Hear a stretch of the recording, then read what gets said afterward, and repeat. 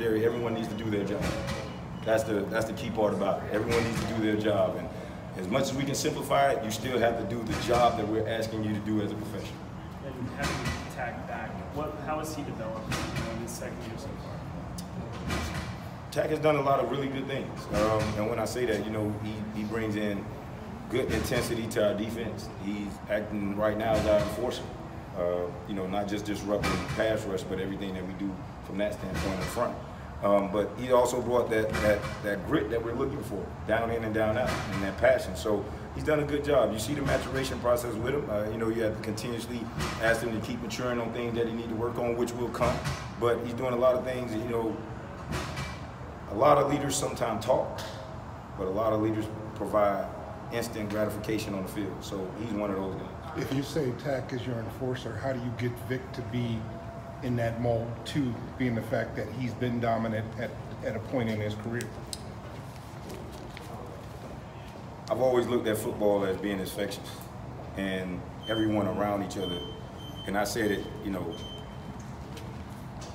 watching guys that I played with, you watch a Corey Dillon run somebody over, it inspires you. And I think that's what Tack does for Vic. It inspires him. You look back, the consistency that you see when you watch last game wasn't as good as it was the game prior. I think we took a step back, but when you seen those two getting together, and it was like a great relationship going on trying to get to the quarterback. So we just got to get that continuously. It's infectious from that standpoint. It's not words. It's not anything that you have to say, nothing that I have to say in practice, nothing, anything like that. I just think just that alone, accountability amongst each other, is really what's going to push them. Coach, in that the 29-yard check down pass in the first drive and then the screen in the second half, their first drive, how did you all teach to correct that? Or you had people around the ball both times and weren't able to, those players shouldn't have, I guess y'all probably didn't want to get them out like that. Well, and that's the one thing that you always talk about is, is the ball going over our head or we not doing our things right fundamentally? Mm-hmm. And it comes back down to that.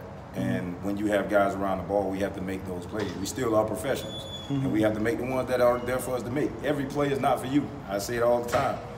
In a 60-play game, you may have 5 plays that you must make.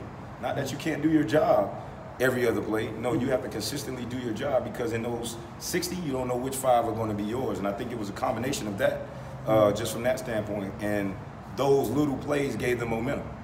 And your coach talked about seeing more gang tackling, more people at the ball.